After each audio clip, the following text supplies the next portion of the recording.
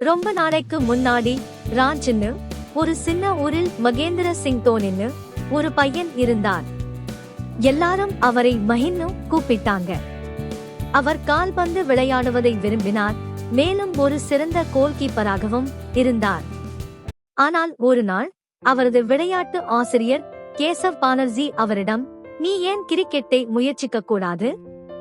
என்று கேட்டார். மஹி இதற்கு முன்பு கிரிக்கெட்டை சீரியஸாக விளையாடியதில்லை, ஆனால் அவர் முயற்சி செய்ய ஒப்புக்கொண்டார். அவர் மட்டையை எடுத்ததும் ஏதோ ஒரு மாயாஜாலம் நடந்தது. அவர் இயல்பானவர்.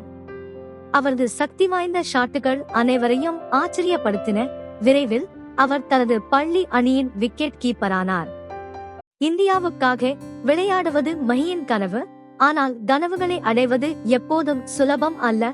ஆதலால் அவர் தனது வாழ்க்கையை டிக்கெட் சேகரிப்பாளராக ஆரம்பித்தார். ஆனால் ஒவ்வொரு இரவும் வேலைக்கு பிறகு மஹி பயிற்சி செய்தார். அவர் பந்துகளை அடித்தார், வேகமாக ஓடினார், தன்னையே நம்பினார். வாழ்க்கை கடினமாக இருந்த போதிலும் அவர் ஒருபோதும் கைவிடவில்லை. ஒரு நாள் இந்திய அணிக்கான தேர்வு போட்டியில் விளையாட மஹிக்கு வாய்ப்பு கிடைத்தது. அவர் பந்தை மைதானம் முழுவதும் அடித்து வானவேடிக்கை போல சிக்சர்களை அடித்தார்.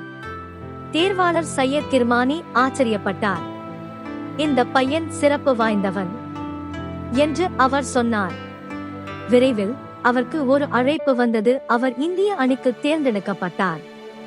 மஹி இந்தியாவுக்காக விளையாட தொடங்கிய போது மக்கள் அவரிடம் ஏதோ ஒரு சிறப்பு பார்வையை பார்த்தார்கள்.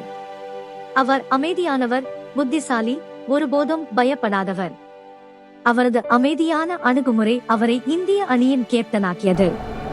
அவரது தலைமையில் இந்தியா 2011 கிரிக்கெட் உலக கோப்பை மற்றும் 2013 உட்பட பல கோப்பைகளை வென்றது. முழு நாடும் அவருக்கு உற்சாக வரவேற்பு அளித்தது. 2011 உலக கோப்பை இறுதிப் போட்டியில் இந்தியா வெற்றி பெற 6 ரன்கள் தேவைப்பட்டது.